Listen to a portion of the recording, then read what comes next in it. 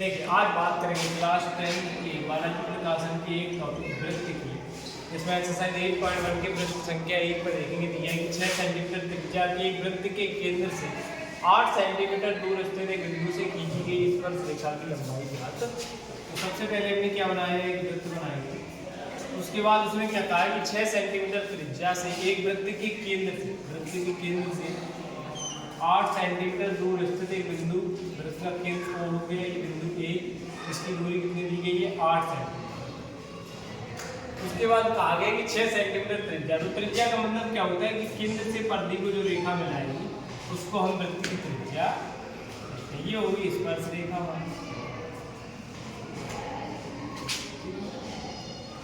ये पॉइंट हो गया B।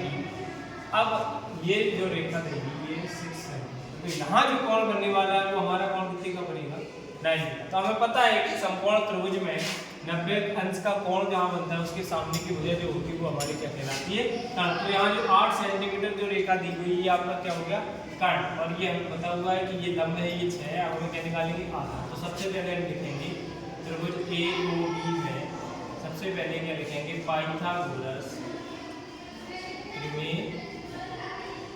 जब पाइथागोरस प्रमेय लगेगा तो पाइथागोरस प्रमेय क्या है, कर्ण का स्क्वायर बराबर लंब का स्क्वायर प्लस आधार का, कर्ण हमारे पास कितना है 8, तो 8 का वर्ग बराबर लंब कितना है 6 का वर्ग प्लस आधार का,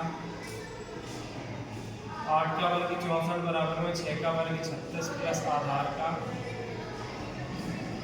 तो आधार का वर्ग बराबर 64 36 को साइड ले गया माइनस का 36 ले गया, तो आधार का वर्ग बराबर 64 में से 36 को घटाया कितना बचा 28, तो आधार बराबर अंडर रूट के 28। तो 28 को हम क्या लिखेंगे 4 गुणा में 7, 4 का वर्गमूल कितना निकल के आता है तो 2 रूट से। तो ये जो हमारी लंबाई निकल के आई, ये निकल के 2 अंडर रूट के 7 सही। इसी प्रकार प्रश्न संख्या 2 में देखेंगे चित्र में O वृत्त का केंद्र है जिसकी 2 जीवाएं AB व AC है, 2 जीवाएं AB व AC नहीं, 2 जीवाएं AB व CD है, परस्पर बिंदु E पर प्रतिच्छेद करती हैं। जिसमें दिया है कि CE बराबर कितना है 4 सेंटीमीटर और ED बराबर कितना है 2। तब हमें AU इंटू EB की वैल्यू ज्ञात, AE इंटू EB यानी कि A ये पॉइंट है, ये अपना E पॉइंट यहाँ लिख दे रहा है, A हो गया AE इंटू में EB बराबर में जब इस जहाँ जो जीवा दी गई उसको 2 भागों में विभाजित किया है तो दोनों जीवाओं के विभाजनों का गुणनफल आपस में हमेशा बराबर होता है। तो क्या लिखेंगे AE इंटू में EB बराबर आपका क्या हो जाएगा DE इंटू में CE, CE इंटू में CD। तो AE इंटू में EB बराबर आपको CE कितना दी गई है 4 सेंटीमीटर, तो 4 गुणा में ED हमें कितनी दी गई है 2 सेंटीमीटर, तो AE इंटू में EB बराबर 4 दूनी कितना हो गया 8 सेंटीमीटर का। ये हो गया दूसरे प्रश्न का। देखिए अब चलेंगे प्रश्न संख्या 3 की ओर। दिया गया है कि चित्र में O वृत्त का केंद्र है जिसकी 2 जीवाएं AB व CD परस्पर E बिंदु पर प्रतिच्छेद करती हैं। यहाँ बिंदु कौन सा है E पर प्रतिच्छेद करती हैं। फिर वही प्रश्न है, दिया है CE बराबर 4 सेंटीमीटर तथा ED बराबर आपको कितना दिया गया है 2 सेंटीमीटर। AE व EB आसन्न भुजाओं वाले आयत का क्षेत्रफल। तो अभी हमने क्या बताया था कि जीवाओं के 2 भागों के गुणनफल परस्पर कैसे होते हैं बराबर। तो AE इंटू में EB बराबर आपको क्या हो जाएगा CE इंटू में AE इंटू EB, ये निकालेंगे हम AE इंटू में EB बराबर आपका CE वैल्यू कितनी दी गई है 4 इंटू में 2, AE इंटू में EB बराबर 4 दूनी आपका से 8 सेंटीमीटर स्क्वायर। आयत का क्षेत्रफल क्या होता है 2 लंबाई गुणा में चौड़ाई, तो 4 गुणा में 2 8 सेंटीमीटर। अब देखेंगे प्रश्न संख्या 4 की ओर।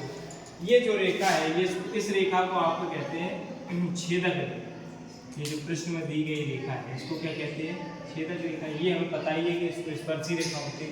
तो स्पर्शी रेखा का वर्ग यानी कि PT का स्क्वायर बराबर में छेदक रेखा गुणा, छेदक रेखा क्या है आपकी PA गुणा PB इंटू बाह्य रेखा, इन दोनों के गुणनफल, इन दोनों का गुणनफल हम इसका स्पर्श रेखा के वर्ग के बराबर होता है। तो स्पर्श रेखा क्या है PT यानी कि PT 12 का वर्ग बराबर में पी ए हमें निकालना है इंटू में पी बी दिया गया है कितना 8 सेंटीमीटर। तो 12 का वर्ग 144 बराबर में पी ए गुणा में 8, तो पी ए बराबर 144 बटे 8 से इसको काटा 8 का मान पी ए बराबर हमारा कितना निकल के आ गया 18 सेंटीमीटर, यानी कि ये पूरी लंबाई आपकी कितनी निकल के आ गई 18। अब बात करेंगे ए बी की, तो पी ए बराबर ये पूरी रेखा बराबर किसकी हो जाएगी ए बी प्लस के पी बी। पी ए कितने निकाला 18, ए बी हमें निकालना है प्लस पी बी कितने दी गई है 8, तो ए बी बराबर 18 इस प्लस के 8 को इससे माइनस का हो गया, तो ए बी बराबर निकल के आ गया